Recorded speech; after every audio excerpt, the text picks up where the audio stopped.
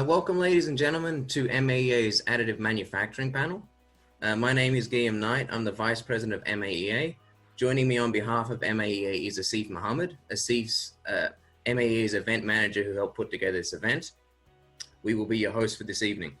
Joining us is our panel made up of industry professionals and RMIT academics.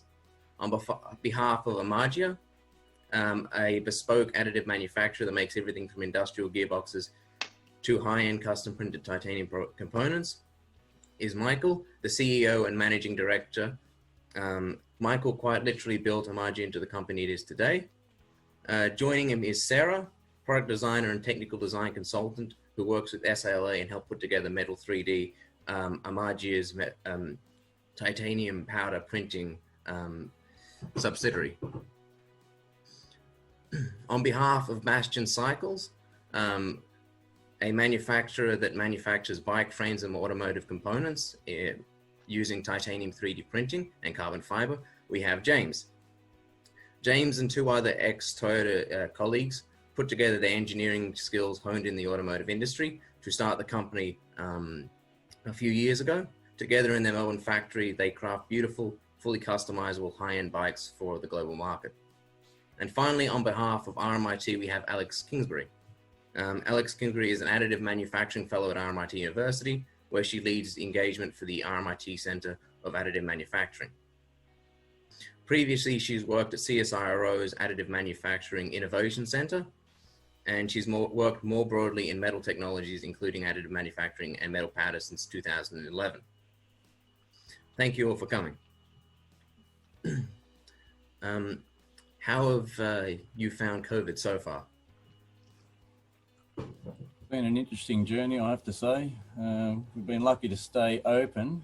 We've got some staff like Sarah work from home and one of the other chaps, and we've got two guys interstate. Obviously they're happy in their normal environment. Not like Victoria having to struggle away. Queensland and New South Wales seem to be having a bit of a joyous time. But yeah, it's been interesting for us. We find that there's a bit of a downturn in the industry as a whole. But 3D printing wise, it seems to be a bit of a boom. We're actually selling a lot of equipment, believe it or not. And whether the whole COVID things generated some business out of that, we certainly had a bit of a flurry at the start with people wanting headbands and bits for ventilators and all sorts of other things, but they didn't really go anywhere. I think really in Australia, we do have a good supply of everything. So that's kind of my take on it. That's good to hear. Well, with no further ado, let's move on to the first question. Asif, if you could go to the next slide. So, just to get to know you all, what made you all get into additive manufacturing? Michael, you can begin. Several things. I've been watching the 3D printing space for probably many years. We've been in business for 30 odd years, and it's about as long as 3D printing's been around, but it was a pretty rough thing back in its early days. Around 2012, I actually had a prosthetic put in my neck. And that was 3D printed in titanium. I thought that was pretty amazing. I thought, wow, the whole technology's really gone up in leaps and bounds. We certainly weren't the first ones in Australia to get into this. There was a few people before us that were the early adopters, but I sort of started to see a wave of activity and really thought, well, this is time. It was about 2017. We've sort of gone through every stage of manufacturing and machining, CNC machining, and got up to sort of 5-axis machining. And sort of, well, what else is there? And how do we produce, more incredible and technological products? And really saw the whole 3D metal printing space as something to get into. So took a leap of faith and bought a machine, and before that landed, bought another machine and found another machine. We ended up with 3 machines in the space of 6 months and really kicked on. And in fact, RMIT was a big part of that because one of their guys that had been running their additive space for a long time, Andre, came and helped us set it all up, which I think without him, it would have been a struggle. And Alex as well, which nice to see her again, was very instrumental in helping us sort of get amongst the throng and the crowd of people that she's known for many years, and really helped us get out there. And And even Bastion, which interesting to see. James is saw your parts come across our desk more than a few times, so it was quite an interesting start. So here we all are. Hmm. Well, I guess off the back of that one, Michael, I'll dovetail in a bit of the Bastion origin story. So back in 2014, it would have been myself with my two other founding partners, Ben and Dean, were still working for Toyota in the R&D center, which happened to be across the road from Lab 22 at CSIRO, where Alex was also instrumental, obviously. We were told at that 2014 timing that the technical center where we worked on vehicles was going to be closing in 2 years' time. So fundamentally, as cyclists and engineers that had traveled already and wanted to stay in Melbourne, we dreamt up this idea of doing bicycle frames in Australia. And if we were going to do that, it needed to be something which was low volume, a niche, high value product. And having poked our noses into Lab 22 across the road from where the Toyota Tech Centre is, into CSIRO there, it was pretty easy for us to hatch the plan of doing 3D printed titanium and carbon fiber bicycles. And so literally the company was launched with that as its core product. And then we ran the first 3 years of operation using RAM 3D in New Zealand as the titanium supplier, but then 2 years ago now, or maybe 2.5 years ago, we purchased our first Renishaw machine to bring the titanium additive manufacturing house. And then at the beginning of this year, we brought on the second machine. So now running 2 machines, launching one each day, continuously producing bicycle parts and various other components for commercial and automotive applications.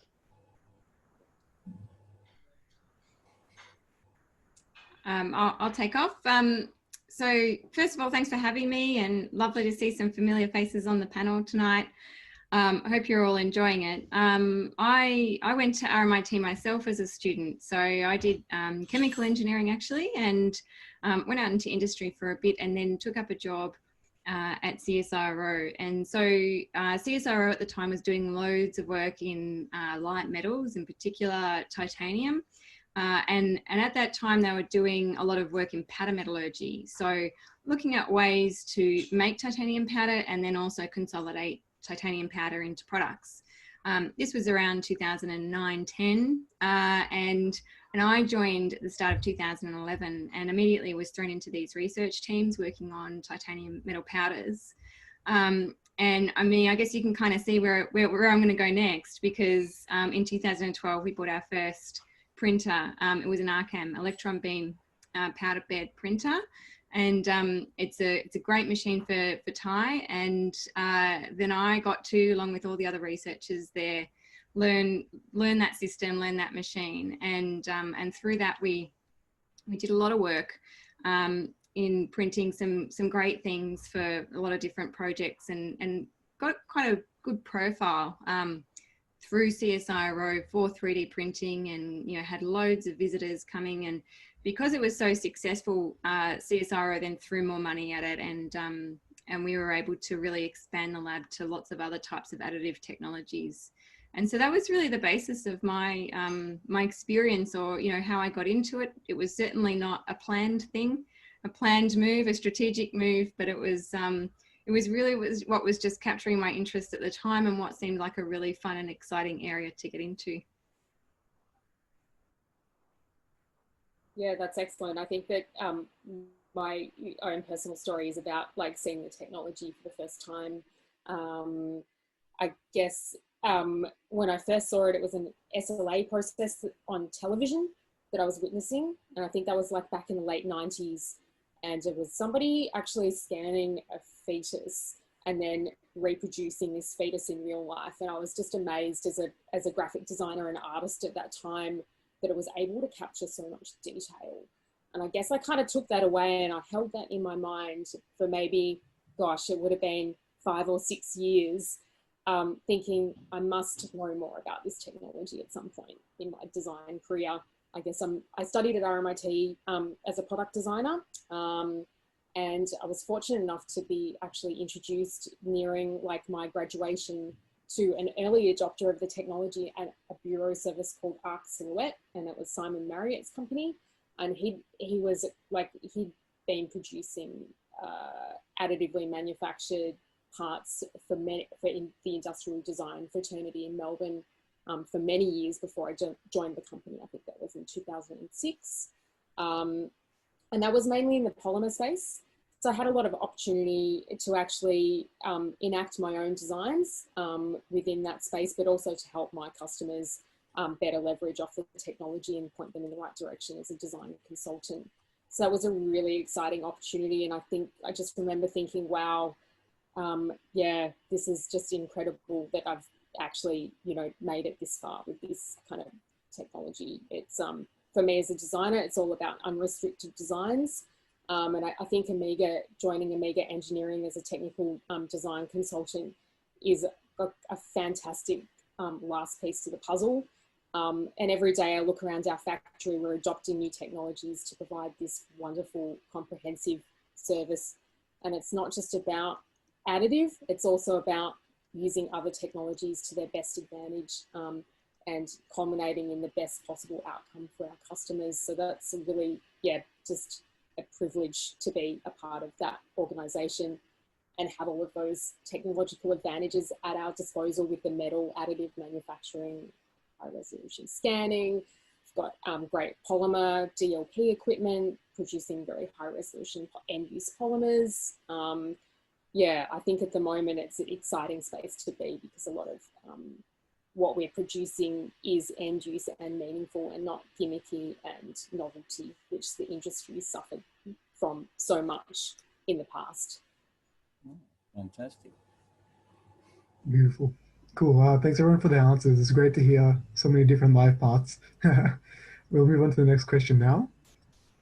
So what type of additive manufacturing have you guys specifically worked with? We sort of covered this in the last question, but if we want to just go a little bit more into that, like specifically, what type of materials have you really worked with? I mean, for us, we're sort of we started off in the metal. We did have a play with the spaghetti printers, the FDM printers, but there was too much of that going on in the industry, and it really wasn't producing really good quality parts. We were able to, you know, with high end FDM printers produce fairly good parts, but metal for us was really the journey. And having equipment that could get down to 2 parts per million in oxygen was really sort of where we were heading to make really good quality end-use parts. We've obviously diverged from there now to get polymer on board as well. So we're doing everything from SLS to the DLP equipment, which Sarah alluded to. So I guess we're really trying to push all the boundaries of what's the latest materials out there. Like in metal, we're doing obviously titanium, 316 stainless and Inconel and cobalt chrome and H13 tool steel and aluminium. And you know, there's other things available to us, you know, duplex stainless steel and lots of other alloys. So these things have all been developed over the years. So we're really trying to not hold ourselves to one sort of area of materials. We're trying to cover a very broad range, and I think we're lucky that we've brought people into the business like Sarah, who's had some, you know, incredible background in all sorts of polymer printing, which so that's made it easy for us to transition into that and have really a broad range of products and things available to the customer base as a bureau. Oh, it's interesting, Michael. I didn't realise that you had your fingers in so many pies on different materials there. But at Bastion, obviously, primarily we're printing titanium. Both our machines are running titanium every day of the week. We do that because that's the basis of our bike design, but also we really like the strength and stiffness to weight ratio in titanium compared to some other materials. And when you're talking about laser powder bed fusion, a lot of the time, the cost of the feedstock or the powder that you're buying is not really the main driver of the cost of the part or the cost of the print. As much as there is a difference in cost between, for example, aluminium powder and titanium powder, it's a very small portion of the cost of that part. Most of the cost of the part is the machine time. So for us, if you can produce something that has a very high yield strength, as titanium does, with a reasonably low density, it makes sense to use Ti for the kind of high performance applications or high strength and high stiffness to weight applications that we're exploiting on the bikes. But in terms of other technology for development and tools and fixtures and mandrels and those kinds of things that are part of our production process, we do use FDM printers as part of that. And there's several small pieces on our bicycles which use SLS parts. So yeah, we're kind of exploiting a few different technologies, but the major one is titanium by laser powder bed fusion. Yeah, great.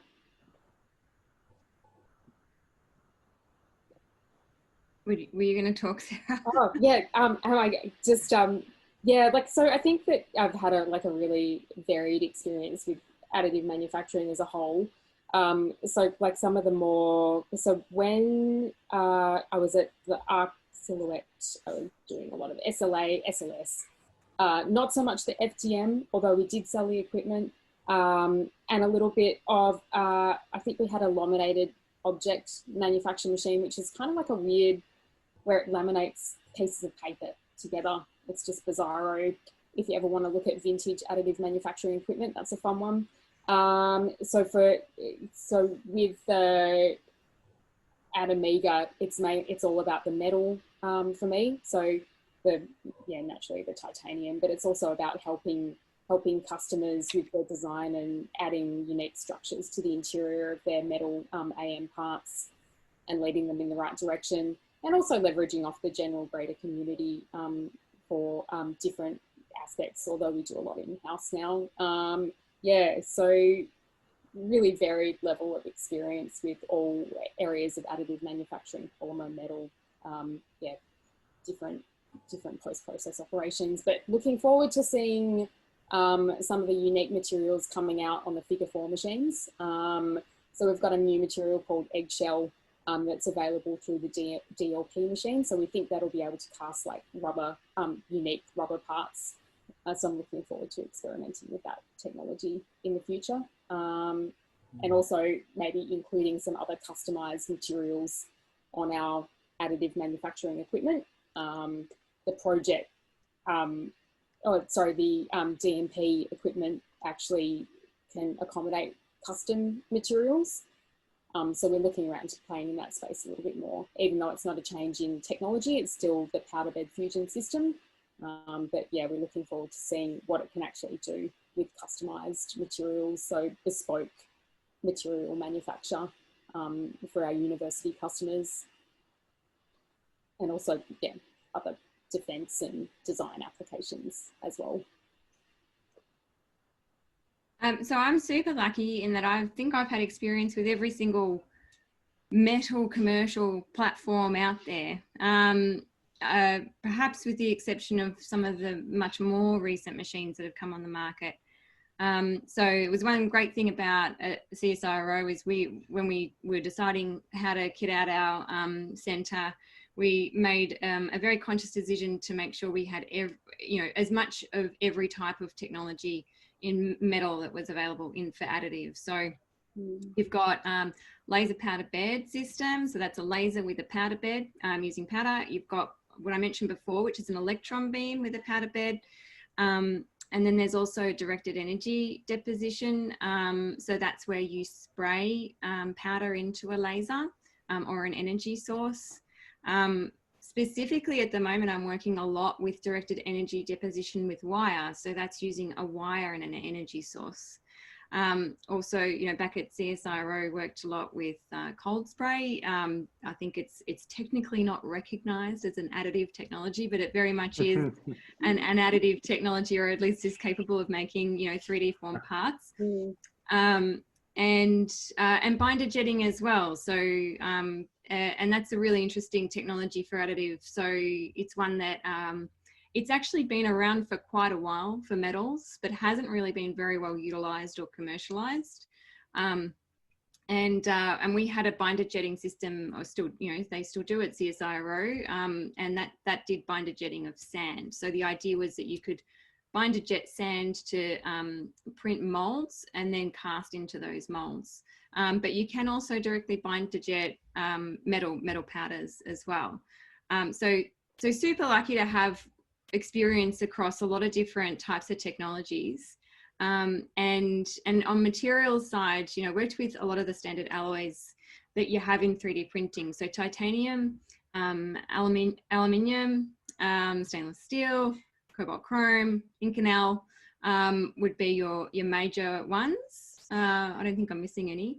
But the important thing about those metals is that they're all casting and welding alloys. And so when you think about how we use materials and then the technology that we use for processing them, we design our materials such that they suit that processing technology. So a lot of these alloys, they were designed to suit casting, welding, forming type technologies. Now that we have this technology called additive manufacturing, it is in some respects sort of a little bit similar to welding and casting, particularly when you've got a thermal technology. But there are big differences as well. So there's really big differences in cooling rates, for example. There's big differences in what your feedstock is even. So big differences in impurity levels. So the opportunity is there really to do what we call alloy design for additive manufacturing. And that's putting together alloys of different combinations and seeing how they work in additive systems. And using our knowledge of what materials do under certain circumstances, we can design alloys to work specifically for laser powder bed, for electron beam, for binder jetting, and then therefore get better properties out of them than what we would otherwise get with our traditional sort of casting welding alloys. There's absolutely equal opportunity in both areas with our traditional alloys and also with new alloys. But I guess going to the point of what types of experience have I had on the materials side, as a researcher, when you work in research, a lot of the work that you do is in this alloy design. And so it can be creating entirely new alloys, or it can be just modifying an existing alloy slightly to get it to process better. Okay, the next question is mine. Asif, if you could go to the next slide, please. So the question is, how has additive manufacturing impacted you personally? Now, I understand it's your industry, it's what you do for a living, but on a personal level, like how has it affected your day-to-day life? Michael, you mentioned you had a titanium printed component in your neck, and yeah, I'm just wondering, how has it affected you on a day-to-day life? I actually reached a point in life because I've done a lot of different crazy things in my time, but sort of in a sporting and solo athletic types thing, skiing and motorbike riding and motor car racing and all sorts of mad things. So suddenly finding that your left arm is almost useless, and you're looking at a different quality of life. To have that journey fixed by a 3D printed component, which gives me full movement of my head and everything else, and I got full use of my left arm back. I mean, wow! It's just I was one of the lucky ones, I guess, but it really changed my life. So that was a real starting point for me, and obviously it's changed our business as well, because it's attracted people to us that we would never have normally come across. So designers and engineers and people like that are out there learning their trade have sort of now sort of looking at this whole new technology, and that's being attracted to us. So that's changed our business and the people in it, and made a world of difference for us. So we're sort of waiting to see what the next challenge is in this space, to be honest. Well, I can't profess, Michael, to having such a deeply personal implanted titanium story to talk about. Apart from the obvious impact on my work life that Bastion is, and the fact that that's kind of built off an additively manufactured product. I think about 3D printing or additive manufacturing in terms of the production development cycle and how that's impacted the way that I work or the way that you work as an engineer. And I think about, when I started at Toyota, and certainly for most of my career in the automotive industry, you would spend 6 or 12 months, on a design, or 6 months on a particular portion of the vehicle you're responsible for. And you'd do very detailed concept planning and structure planning, where you just draw a 2D section and then develop some 3D from that, and then design review it every week or every 2 weeks and print out huge drawings, and you'd go over and over your design and try and find all the problems with it and do styling reviews and, DRBFMs and do all this 6 months of work. And then you might make a prototype part, or depending, you might be at a stage where you kick off the tooling, and then you wait another 6 months, and then you get the first off parts, and then you see the thing in your hand. So you've done all this work and spent all this effort on your drawings and your CAD design before you see the thing.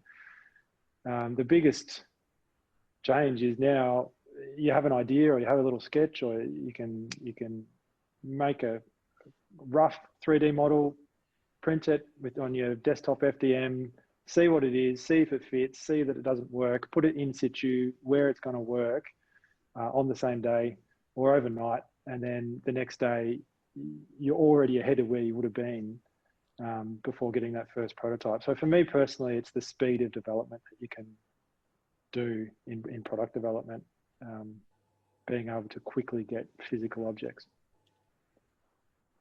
Yeah, that's the faster iteration time for me, I guess, in my role at Amiga Additive Manufacturing, it's about helping customers realize their dreams. But outside of that, I'm also a designer, and I want to realize my own creative dreams, and often use design as an outlet, a creative outlet in my downtime. And what I love about additive manufacturing is just the simplicity. It's a direct from CAD process. I never underestimate that. I often think back to when I studied product design, and quite often it was about me carving out, from a solid block of foam or wood, or, dust everywhere. And really you didn't quite know whether that design was going to work until it came to fruition. So you could be spending quite a significant period of time, just carving into wood and trying to fill it up with polyfiller afterwards and sanding it back. And oh my God, it's a disaster, just walk away. And I think what additive manufacturing does for me is it enables more creative, design time and less model making time. And then that speeds up your iterations. You get to express yourself fully, and quite often, you know if a design's a success quite early on if you're using additive manufacturing to do your prototyping. Yeah, and just that unrestricted design. It's freedom of geometry. I designed this light fitting quite some time ago, and it was printed all in one piece. I can't even imagine how I would manufacture that. Additive manufacturing bureau services are everywhere, and everybody has access to them. And I think that kind of democratization to access is just beautiful. And yeah, I have a lot of fun with it. So it's SLS, selective laser sintering nylon, very high temp material. Yeah, great for lighting design. We do that at Amiga Additive as well. So I reckon there's nothing not personal about this, probably for everyone on the panel.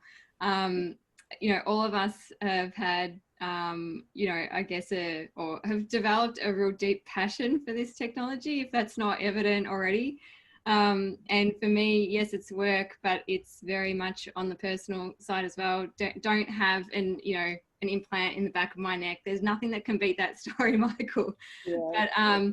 But it's definitely, it's certainly my work, but it's a big part of my life. And one of the best things, it's hard to choose the best thing about being involved in additive manufacturing, but one of the real highlights for me has been the people. So the people that are involved in this are just seriously awesome people, really interesting, really intelligent, with great ideas. And yeah, and I've through working in additive, I've been able to meet people, you know, not only, and make friends with people, not only all over Australia, but all over the world as well. And it's not, you know, it's not a big industry, but for that reason, it means that it's like a kind of, it feels like a big family kind of thing. Oh, that's excellent. Very touchy-feely. Great Alex, answers does that from- mean oh, yeah. Alex, does that mean you're the mum or you're like the daughter? I don't understand. Where do you see yourself in that family? No, I don't. Get back to me later. That's all right. Can I be the queen? Yeah, the queen. That's what it was. The queen. Yeah. Cool. Thanks everyone for your answers. Really great to hear like everyone's stories about additive manufacturing. Sort of related to that is our next question. What is the most interesting additive manufacturing project that you have been involved in? There's so many for us. We sign a lot of NDAs, which makes it very difficult to talk about some of the really super exciting things in space and defense. But we come across some really interesting characters, designers and engineers that have got some really way out there things. And some of them are really incredible. RoboVoid's a company that's making from recycled plastic concrete infill panels, and we got to actually create laser parameters for H13 tool steel and make a tool that had conformal cooling in it, and incredibly intricate design that you just can't manufacture any other way. And that was a really good one for us. It was a great project. Had the AM hub involved, which is part of Alex's early design stuff as well. And one of the real rippers was we did actually you might want to talk about this one, Sarah. That the 4 kilos to 800 gram topologically optimized part we made. That's I'll leave that one for you. That's your baby.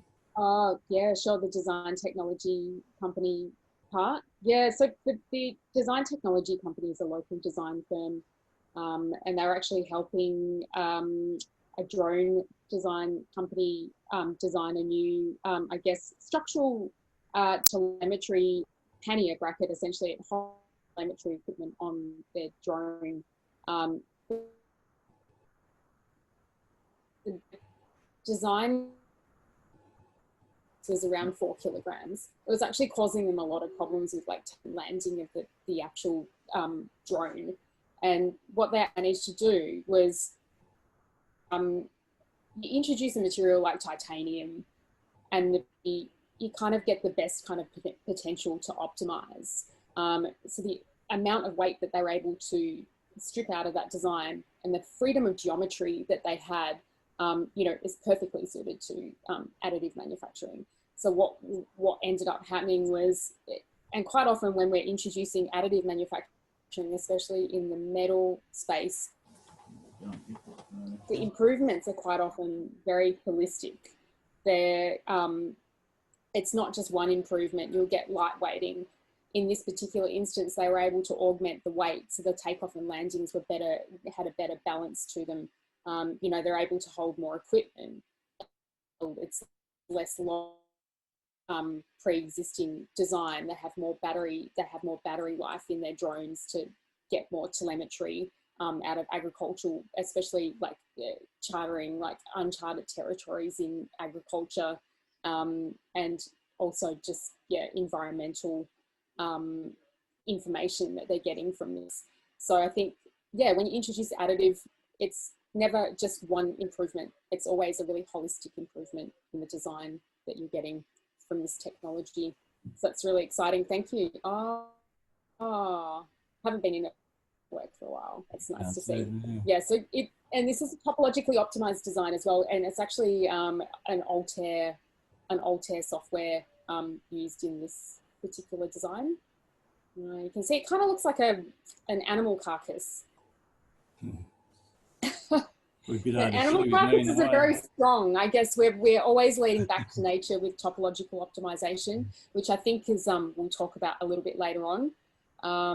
But yeah, certainly very sinuous and kind of organic designs, which is, you know, has inherent strength characteristics ultimately, and has enabled this particular design to go from 4 kg to 800 grams. Yeah. Wish we had other pictures. Yeah, we should have done a bit of a slide thing. Yeah, that was a great project. That's going into testing soon, actually. It's going to be good.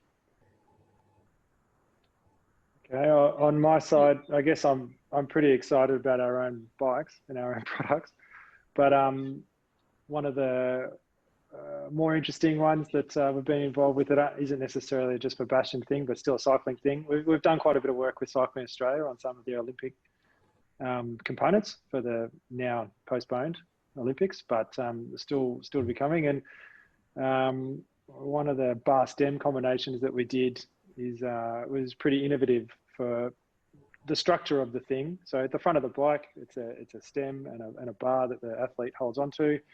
Obviously, being able to print that in titanium, thin walls, lattices, and all that kind of thing, being able to make it super stiff, super lightweight was great. But the thing that I thought is pretty interesting about it is we were able to produce a shape that you wouldn't be able to do in carbon fiber, the conventionally made in carbon fiber, that let the athlete put their hands in a position which was more aerodynamic than anything else that was available out there.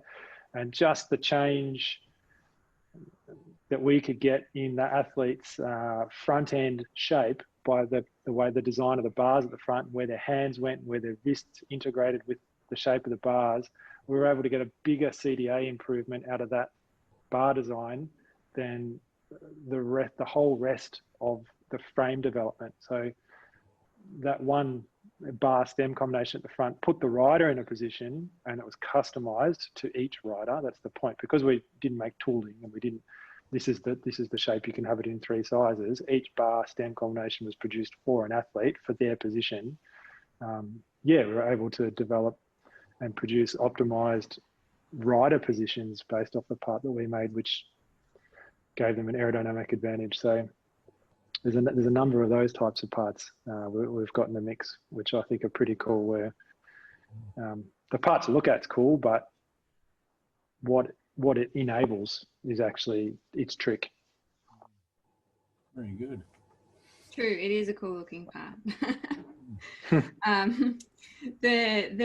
Probably the best project I've been involved in was when we got to print a sternum implant. So it was a guy in Spain had a really severe tumor on his sternum. So that's your sternum here, and you've got your ribs there.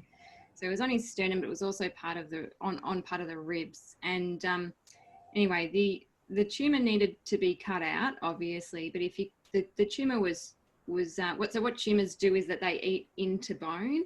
They can be very sort of kind of almost corrosive to bone. So if a tumor is that far developed, you can't just remove the tumor, you have to remove all the bone around it as well. And that meant that this guy was going to lose the best part of his rib cage, basically.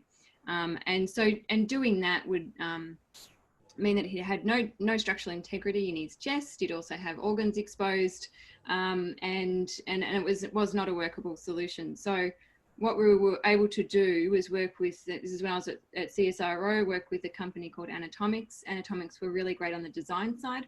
So being able to extract that data from CT scans, and be able to design an implant that was going to work in that scenario. And then CSIRO as the partner did the printing for that. And so we were able to turn that around. I can't remember exactly what the time frame was, but it was very, very quick, a matter of weeks. And that sort of turnaround in the manufacturing world is really very remarkable. And also, we were able to use titanium, which is a printable material, but it's also a biocompatible material. And that's why, Michael's saying I've got an implant in the back of my neck. That's why. So titanium as a biocompatible material, bone will happily grow on it. It doesn't interfere with the bloodstream. So that sternum was printed, it was polished, it was prepared, it was sent off to Spain. If you type in, like, into Google, CSIRO sternum ribs or something like that, and just click on images, you'll see what I'm talking about. But it was a really unique design and very incredible looking structure. The ends of the ribs had sort of these, what we call tulip cups, and the function of those was to fit over bone. So then you could screw straight through. So the normal implant for that is a plate and screw implant. But the issue with a plate and screw implant for a rib cage is that it pretty much always will move about, because you're breathing and you're talking and you're moving around. And so then the surgeon has to go back in and screw the plate back in, which is not ideal at all. So this particular design meant that it was really securely in place, but also it was designed exactly to fit that patient. And that's one of the, the beauties of additive manufacturing, is you can make these very complex structures, which these tulip cups were, but you can also make products that are fully customized. And when it comes to, a biomedical application, everybody is different. And so being able to make a custom made piece for someone means that it leads to a whole lot of really good outcomes for that, better outcomes, I would say, for that patient. So it just means you're, in general, you're reducing the amount of healthy bone that you're going to have to remove. And you're also reducing the amount of surgery time, because there's less, to put it bluntly, cutting out of extra stuff that the surgeon has to do if you've got a customized implant. That is some really fascinating stuff. Asif, if you can go on to the next slide. Apologies, we've got a number of questions to get through. So in what respects is Australia leading in additive manufacturing? For me, I've got a whole lot of stuff about this, but to be short about it, I think as for a small nation of people, we're fairly innovative. So there's people like CSIRO, Titomic, and Speed 3D, and Aurora, and a few others, AML 3D, that have really sort of gone ahead to build their own equipment and this sort of thing. So I think that's fascinating for me. That I wouldn't say we were leaders, but we're certainly, for a small nation, looking to expand on what we've got, and we've certainly got the latest technology worldwide. We're not anywhere behind anybody as far as that goes. When I first joined this, I thought we were about 6 years behind the Europeans and about 4 years behind the Americans, but that gap's closed up in the last 2.5 years to we're probably not using it anywhere near to the same extent as everyone else, but I believe we're sort of got at least the latest equipment worldwide. So we're right in the thick of it. It's just a matter of the uptake. We need more people to take it up. Yeah, I think I'd echo your comments, Michael, that we're not necessarily leading the world, but I think being a little bit smaller, we can be more nimble with how it is adopted. I think New Zealand actually does, again, a better job than us, because they know how small they are, and that they realise to get any GDP and make economic activity, they have to export. And I think that's the same actually for us. So at least in cycling, I think I can say that in metal 3D printing, we are leaders, and that bears out in the fact that we print components for several international bike makers. So we're printing parts that we send the components to them, and then they make a bike out of it and sell it to the global market. So I think it's an example that there's definite niches that we can occupy and be leaders by exporting parts. Yep. Yeah. Again, I don't know whether we're leaders, but we certainly have a great history of innovation. And I think you can never underestimate what introducing somebody to this technology what effect that will have on them. I've seen we're working on a number of projects at the moment that I'm not privy to share, but it's, a composite of metal and plastic materials and actually fortifying different plastic materials and actually including some type of conductive element into the plastic, which is quite fascinating. So I feel like that's largely owing to the introduction of metal additive manufacturing and the types of, you know, I guess, high level structures that you can achieve with that technology. So I think that we will lead just largely owing to our heritage in innovation. Yeah. So shout out for RMIT here. One of the reasons I joined RMIT is because they really truly are leaders in particularly in metal additive, and not just in Australia, but also in some respects in the world. So there's two areas in particular where you know, RMIT really leads as far as research goes on the world stage. So that is in materials development. So just recently, you know, every academic wants to get a paper in Nature. And it's like the top journal. And so just earlier this year, we had two papers in Nature, which were teams of researchers at RMIT. So that was a really great achievement, but also it confirms to us what we already know at RMIT, which is that the expertise at RMIT is really quite outstanding. We've got 60 researchers attached to the Advanced Manufacturing Precinct in additive, and for any other institution in the world to be able to claim the same, there's not too many other institutions that can claim the same around the world. The other area that we really lead in is and I sort of made a reference to this before, but in bioengineering. So anything with a biomedical application, you know, we really do lead. And I think that it's not just RMIT that leads in this respect, but it's also, we've got a number of leaders in that field in Australia, and it's more than, you know, the anatomics I mentioned before is one of them, but there's definitely others as well. So we have a very strong pedigree in you know, medtech, what's known as medtech. That naturally just crosses over to additive manufacturing for all the reasons that I was explaining before. And just to go back to RMIT on the biomed side, there's a big medtech company called Stryker. So Stryker do all of the a vast majority of the implants that go in, you know, for surgery. So I hazard a guess, Michael, that your implant in the back of your neck was made by Stryker. So they are, I think, the number 2 in terms of medtech in the world. Stryker came to RMIT to do a project in custom-made implants.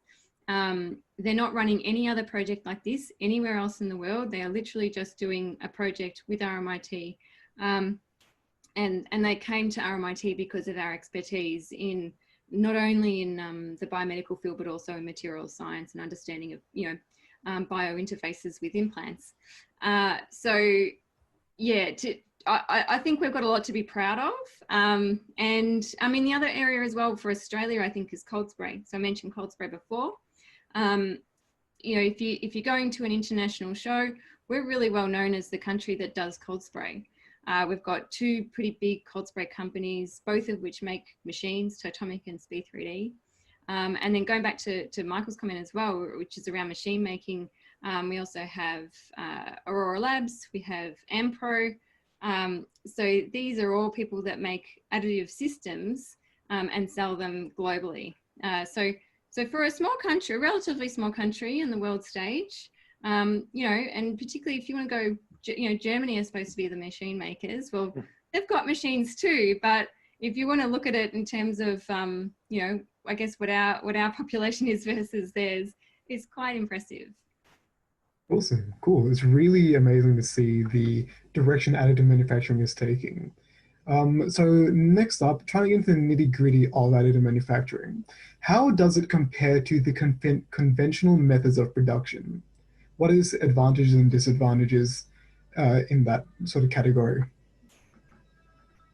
Yes, as a CNC machine shop, we really get to see every side of this one, so it's a good one for us. I don't think it'll ever replace machining, that's for sure. You still need sealing faces and accurate threads and this kind of thing.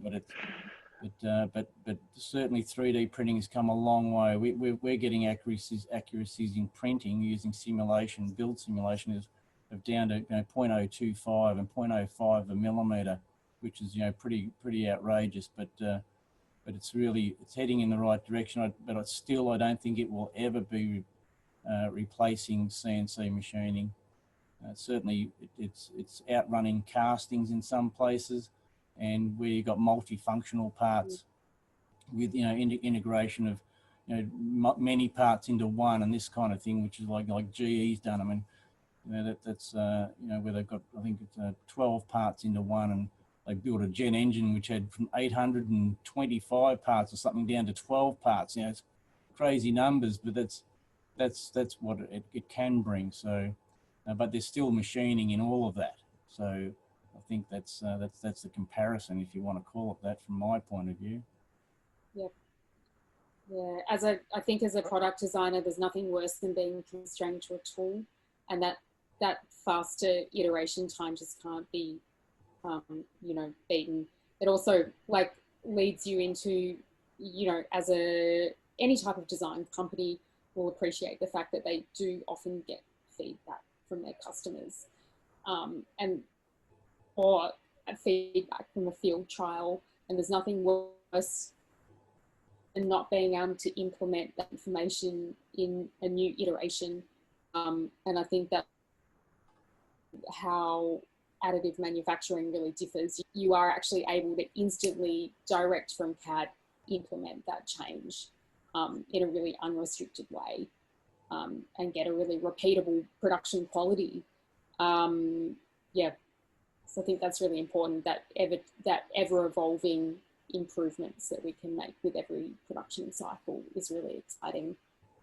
That's just not possible through traditional tooling. Yeah, I'd 100% agree with you, Michael, that it's not going to replace CNC machining, it's not going to replace casting, it's not going to replace stamping. Additive manufacturing is just another arrow in your quiver, a different way of making things. And depending on the context and depending on the volume of the thing that you're trying to make, there's always going to be the most optimum manufacturing method. And things that aren't customized, things that are everyday use items that you need thousands and thousands a day, you're always going to injection mold that, or you're always going to stamp that out of metal. So additive manufacturing is not the it's not the panacea to everybody's manufacturing troubles.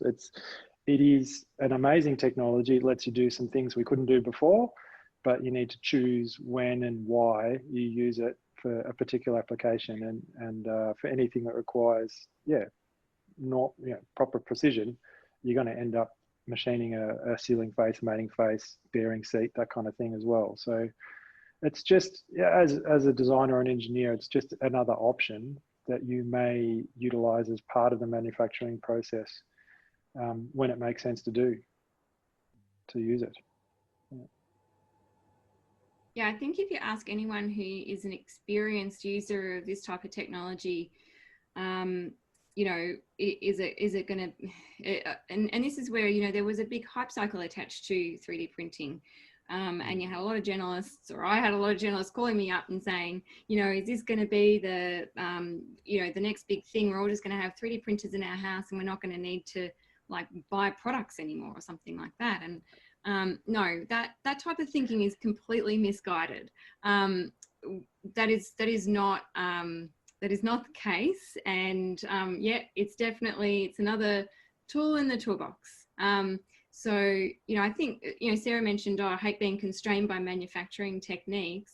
If you've got a hammer, everything's a nail, right, is the expression. Now, we can then go to the other side of that and say, well, the more tools we have, the more it is that we can create, and the more ways that we can, the more different types of things that we can make. One of the big differentiators between additive manufacturing and most other manufacturing technologies is that instead of working within an existing envelope of something, i.e., a material block or a piece of sheet, what we find with additive manufacturing is you're just putting material down where you want the material. You're creating something layer by layer. That's basically the definition of additive manufacturing. And what that really does is give you, I wouldn't say unconstrained freedom, because that's not completely true. But it gives you just different constraints. Yeah. It gives you, that's right. It gives you, it does give you different constraints, but it does give you a lot more freedoms than what you would have otherwise had with other types of tools. You know, having said that, if you're working with a powder bed, well, you're limited to the size of your powder bed, of course. But yeah, so I think where the conversation becomes quite interesting for me is on the materials properties side. So, and that's actually something that I think that we might touch upon that in one of the later questions, but typically when you're taking something to additive, you're not going to get as good properties as what you would have, say, you know, if we're talking metals, like in a raw product. That's not always true, I'll just say, but typically if you move straight to additive, then you're not going to get as good properties. And that's really been a big part of the development of additive, has been what can we do to get the properties up to the standard that we're used to seeing from this material. And so in that way, there is a pretty interesting comparison point. And again, if we want to go misguided ideas about additive, a lot of people have the idea that if it's additively manufactured, it's a piece of junk, and it's no good at all, and that the properties are not as good as, you know, your conventional counterparts. But no, that's not the case. It's not necessarily the case. And there's definitely been, you know, if I go back to my titanium example with the rib cage, using that type of technology for titanium, you can actually get better properties from your print than what you would from a raw titanium. And it is one of those scenarios where the great engineering answer is always, it depends. So, you know, is this better, or, you know, is this stronger, or what? It's always like, it depends, it depends, it depends. And it really does. And that's actually one of the challenges with additive, is that everything is so application specific. So how much something costs, how strong something is, what something looks like, you know, it's just like, tell me all of the different variables of which you're considering, and then maybe I can think about giving you an answer that might be somewhat accurate. And so that is quite a challenge, but anyway, yeah, moving on. Actually, another thing to add to that is on the mass production idea, we were able to turn a $230 CNC 5-axis machine component. We were able to print it with a thread, with some fancy nozzle holes and a whole lot of other things. But because it was so complex, we were able to print that for $130 with no further work to be done to it at all. It was a throwaway part. It was screwed on as a nozzle to some spraying system, and we were able to beat the CNC machine price on that. So in a mass production world, some things do work. So it does depend. Yeah, I'm completely with you. Yeah, you do have a little checklist. Okay. I think you know, it's often, are you doing a complicated 5-axis process? And that often makes a good transition to additive, and is comparatively quick as well. CNC machining is slow, you know. We covered this topic in class, and it's quite fascinating to hear what we're told in class, which is that additive manufacturing is generally cheaper for small quantities. Conventional manufacturing is better for mass quantities. It's nice to hear how that actually conforms to real life. So thank you very much for that. We're going to have to move on to the next question now, which is, how does additive manufacturing components characteristics compare to traditional manufacturing components? I mean, for me, I think the lightweight and strong parts and that kind of thing, you're thinking about that, the powder bed fusion ideas is really the way to go. There's other metal technologies out there, like, you know, not to name brands, but, you know, Desktop Metal and Markforged and this kind of thing, that are also, you know, printing in metal in a sense, using resins and other things, but the strength in that is vastly different. Machining out of bar stock, you're cutting through stress lines in material, so in some senses, additive manufacturing can be, like Alex said, far stronger than something that's machined from billet. You know, I mean, that rib cage design is so complicated, you'd struggle to ever machine it out of a solid bar, but yeah, different properties for different things. But we've seen products that are far stronger printed than they are machined out of solid bar. So, and that's with the powder bed fusion, I have to say. So yeah, it's got good product characteristics and end use capability. So yeah, over to you guys. Yeah, I'd say, as Alex just said, it definitely depends. I don't know. Have you been listening to the Marginal Gains podcast, Alex? Where it depends. Oh, that's not where you got that from. No, I got it from a Dilbert comic. Oh, right. Well, that's probably, I'll flick it to you. It's pretty cycling nerdy. Yeah, I'll be impressed if you get through it. Anyway, Okay. yeah, the strength of the materials and how it compares to raw materials, it definitely depends. It's obviously different. So look, our approach is, we know there's 100 variables that go in. You know, we get powder in, titanium powder, for example. It's a certain quality level, and then it goes through our printer, and it's had a certain amount of oxygen exposure, and then there's our heat treat process. There's a certain amount, parameters there. So the approach that we take is that it's definitely the values for tensile stress and heel stress and fatigue life and all those kind of things are not what's in the textbook for your raw material. So our approach is to test. So every build plate we do sample sticks, test sticks that get tested for fatigue life and for bending stress. And we monitor how that particular build went for how strong we think it is. And then we've generated our own characteristic lines for the parts that we build in, what the material properties are likely to be. And our test sticks are not the same type of standard samples that you see tested for raw materials. Our test sticks represent the types of structures that we build. So thin walls with lattices is what our sticks are. And then for our end-use products, whether it's a bicycle or an automotive component or a one-off part, we proof-load things as well. So we know what the service loads are going to be like for a particular part, and we usually are loading that thing to 2 or 3 times it's what we expect it to see in the field, and do a number of cycles on a bench test before it goes out the door. So yeah, you need to characterize what you're working with to understand what it is. Yeah.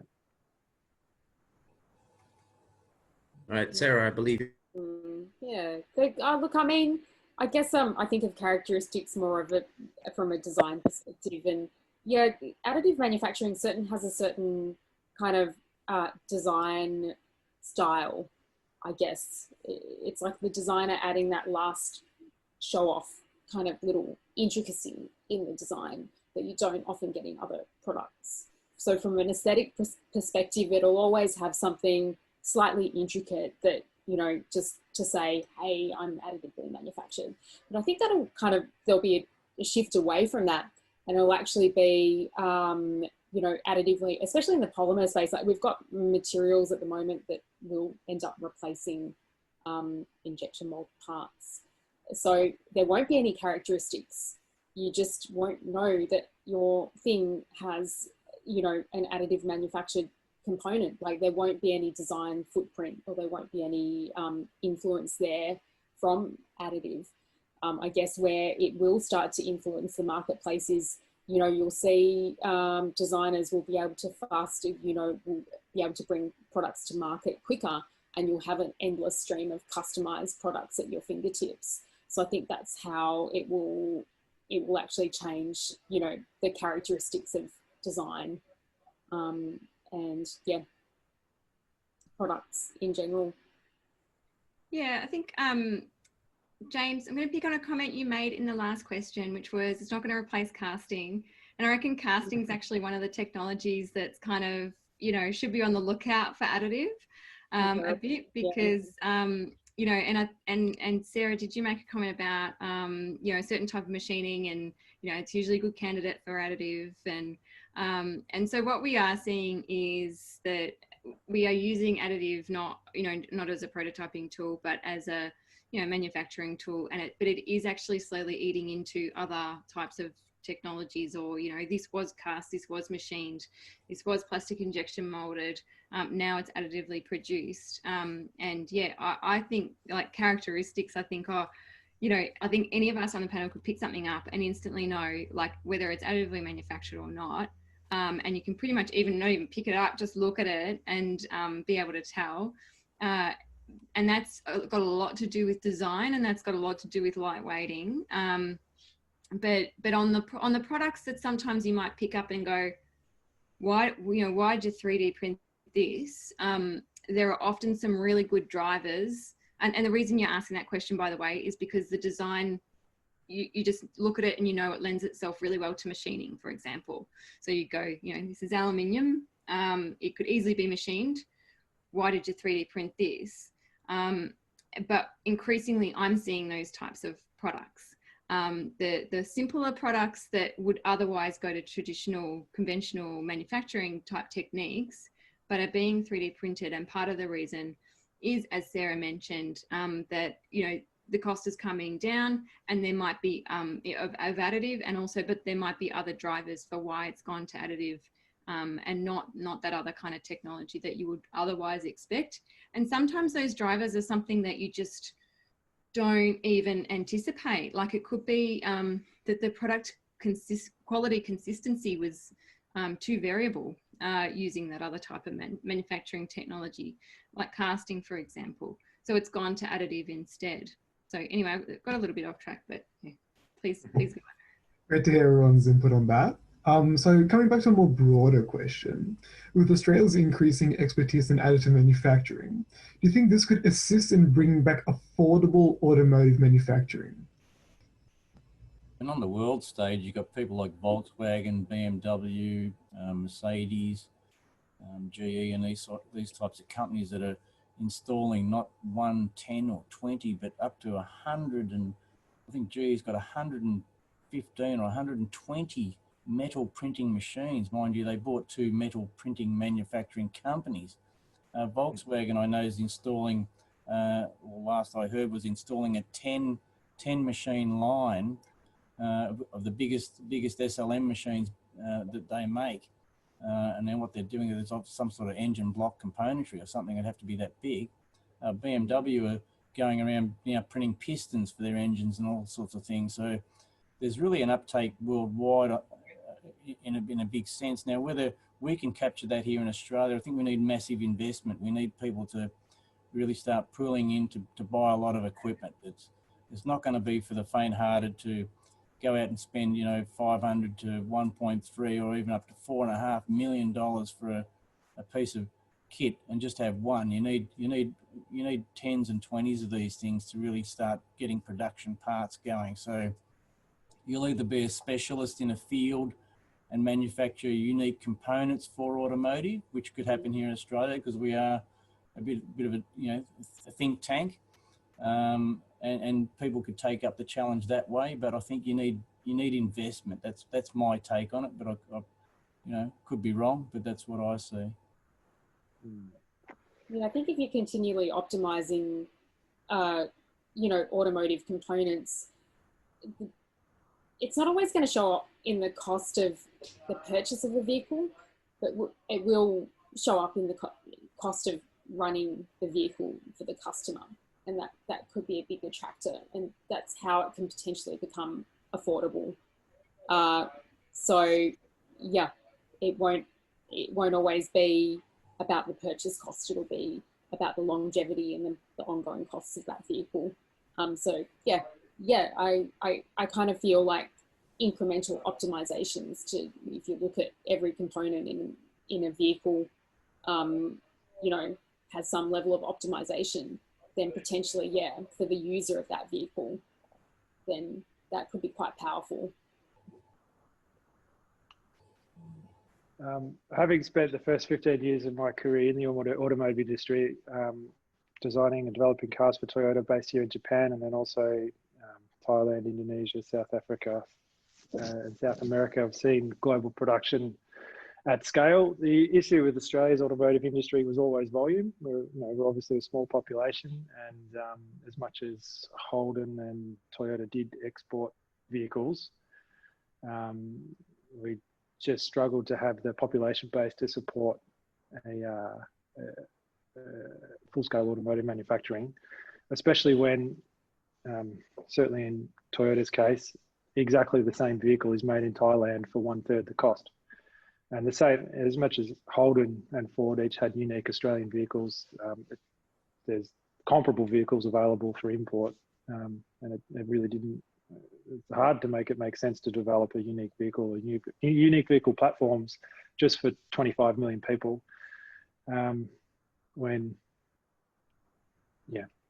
So is Australia going?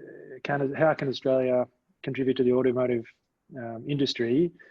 I think we have to act as small as we are. It's a bit of a strange way of saying we should be looking for niche applications and niche products, and finding the high value, low volume parts of the automotive industry where it makes sense for us to tool up to do things and contribute in specialty areas. I think Michael said, the word specialist is kind of what I'm getting at.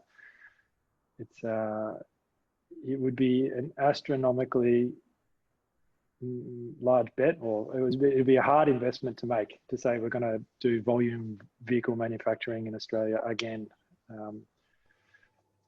for a in the way that it was. There might be a more innovative type of product out there, like a very small electric car or something like that you could tool up to do at a reasonable volume, but it certainly won't be what it was. Or I don't see any resurgence being back to making conventional vehicles, that's for sure. I was most interested to hear Jane's answer on this one. So I don't even know if I've got much to add other than my very quick and dirty answer to this is no. And probably more to the point, I think Australia should be, I mean, we've still got an auto industry, and they are actually 3D printing. I mean, I know they're using it for prototyping and it's useful in that way, but no. And we should be focusing on industries where we can play to our strengths a little bit more. And so I think space is a really exciting industry. It's been given a lot of political support, and we're also reasonably well positioned to take advantage of space. And we have a couple of really fantastic new companies in Australia that are working in that space, and additive for space is really interesting.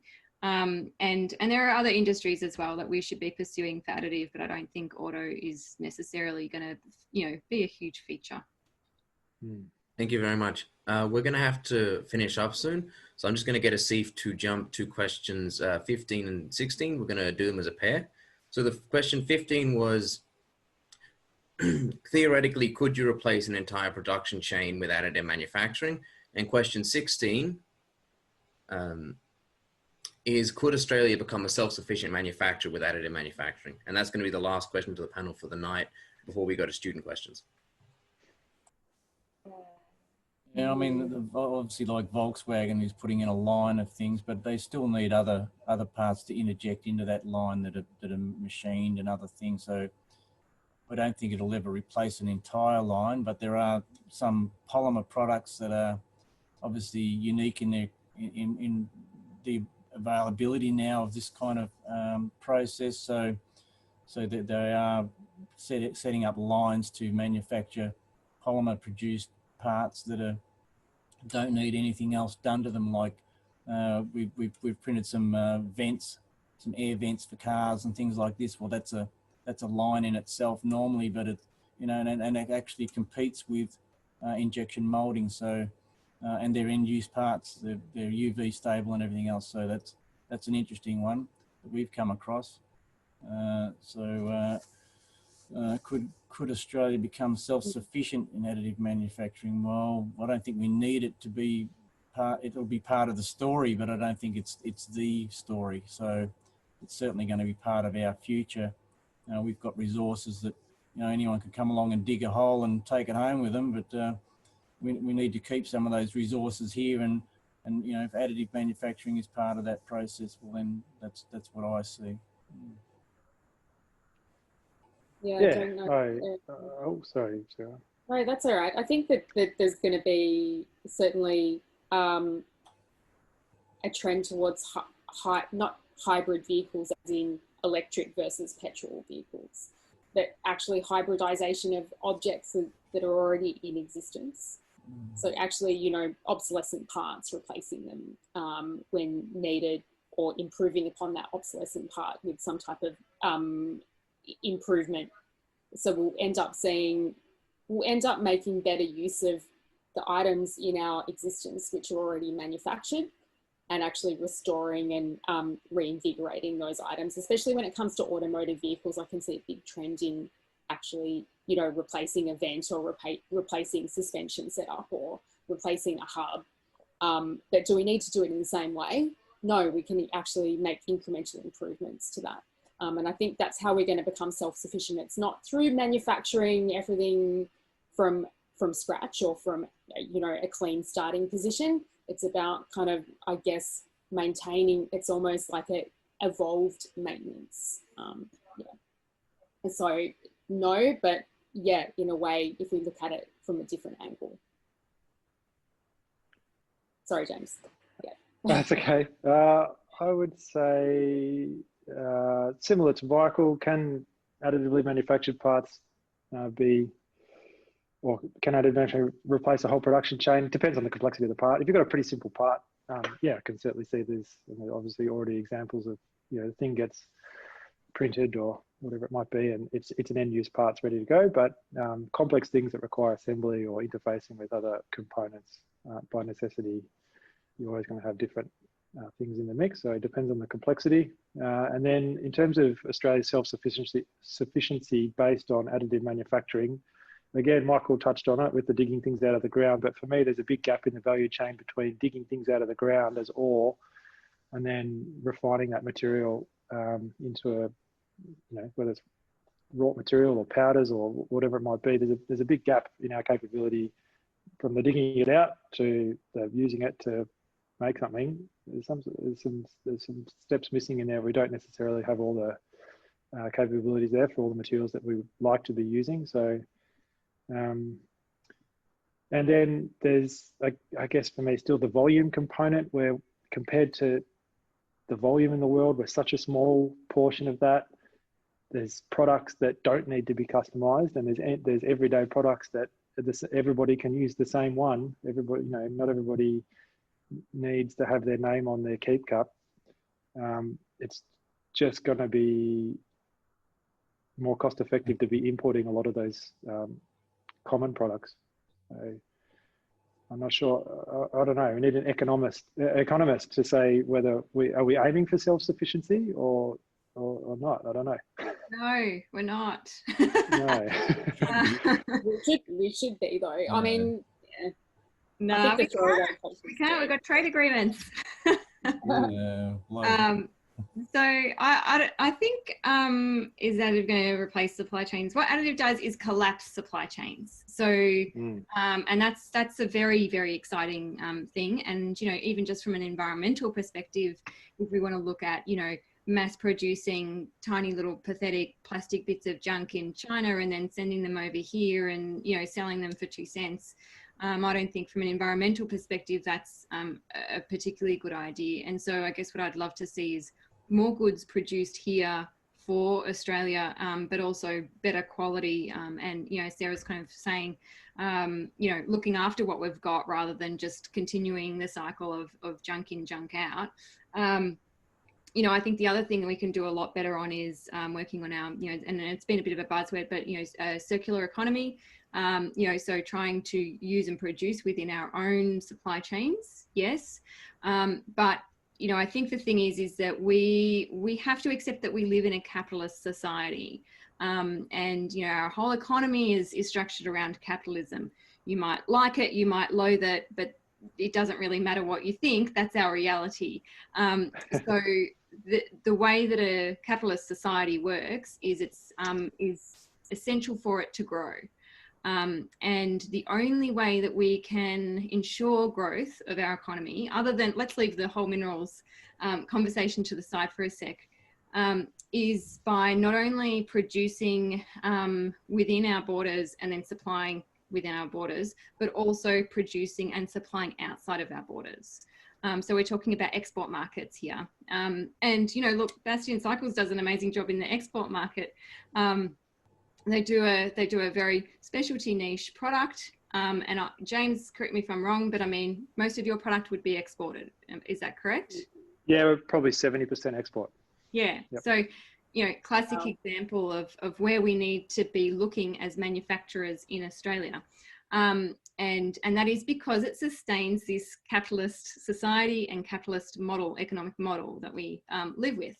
I think that the really, so there's that, and I think we should be embracing the idea of export, and part of embracing the idea of export is also living true to our trade deals that we have with other nations, and that means importing stuff from them as well. But I think the very exciting thing that Additive actually has opened up is it's a term called onshoring. And so what it means is we have something that we have an Australian business that was previously going outside of Australia to manufacture something, bringing that back in, maybe doing some assembly, some product refinement, then selling it within Australia, or maybe even selling it outside of Australia.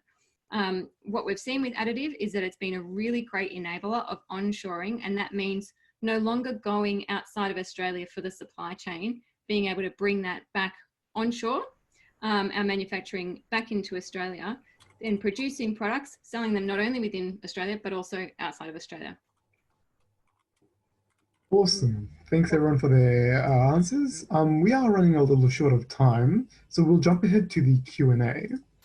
So does anyone have any particular questions they saw in the Q&A that they'd like to answer, or should I just pick one and talk about it? Maybe 30 seconds to a minute answer, so we can wrap this up in a good time. I can see there's one there for Michael and Sarah. Has Amiga had much experience in AM of gearboxes? Well, it's not the right process for manufacturing gearboxes, but for prototyping of gearboxes, it's fantastic, creating polymer prototypes and that sort of thing. We are looking at the space race for gearboxes, and you know, printing titanium gears and this kind of thing is certainly something that we aspire to do. What sort of softwares are recommended for printing? Well, we can see that students are using Fusion 360, which is a great platform. It's got everything in it. It's got FEA analysis. It's got topological optimization. We're using Sprint for polymer and that sort of thing. We're using 3D Expert for doing our metal lattice structures and our whole printing slicing side of things. There's SolidWorks, obviously everyone's aware of. It's got a lot in it, but it's very expensive. We're using MSC's simulation software, so we're doing build simulations to actually anti-alias components to print them to the right shape, you know, taking care of distortions and this sort of thing. So software's Altair's software was spoken about earlier. We've got a lot of incredible software in that realm as well. A lot of the software to me is the burden on the whole industry. It's so expensive. You've got to have so many different platforms, and you've got to upkeep all these softwares every year, and it's just ridiculous. Like, we've got something like 11 different softwares I think we've got now that we've got to keep up. That's outside of your normal office products. That's just in this space. You know, I know there's companies around the world trying to do all that in one, but none of it works. It's all disjointed and doesn't connect properly. So the person that cracks that one and does it cheap, like Fusion 360 to me is a very cheap in. It does nearly everything. So the people that grab something like that or build something like that and can take it further forward and get slicing going on, which is, you know, in every plastic printer you can buy in the world, do the same sort of thing for metal. I think you're going to be a genius, and you'll really have something there. I saw a question earlier about rubber. We've got a new rubber 65A that's just come out. So prototyping for grommets and and all sorts of things with rubber. I think that's the next genius thing, that, you know, end-use rubber printed parts. You know, there's been flexible type products around for many years, but this new product is end use. It's absolutely astounding. So there's lots of things coming up and out for everybody to use and enjoy. So look out and watch this space. Yeah. I don't know whether you've known, but being in the industry for many years, rubber is impossible to prototype. So this is a big evolution in material technology. Yeah, I think that's what we're looking forward to, those incremental improvements in material technology. We're really excited to, yeah, see how people adopt. Yeah. Okay. I guess I'll add my... Oh, sorry. I thought you were going to... I was going to say, with that last question, we might end here. Okay. If that's okay with everyone. It's come up to 7:30 at the moment, and this recording will stop at 7:35. So thank you all for coming. The event, the video of this event will be available on MAEA's YouTube channel, the link for which I've posted in the chat, along with the link to MAEA Slack and Discord. Please feel free to check them out. Also, check out our upcoming Industry Day. It's on the 4th of September, and it includes industry professionals from around the world. I believe a number of the panelists have actually received invites to it. And if you're interested in MAEA as a whole, we're doing a new committee member orientation on the 18th. If you want to be a committee member, email rmitmaea@gmail.com or any current committee members and say you'd like to take part. And with that, thank you all for coming, and I think we'll end. All right, fantastic. Thank you. Thanks for having me. You all. Thank you.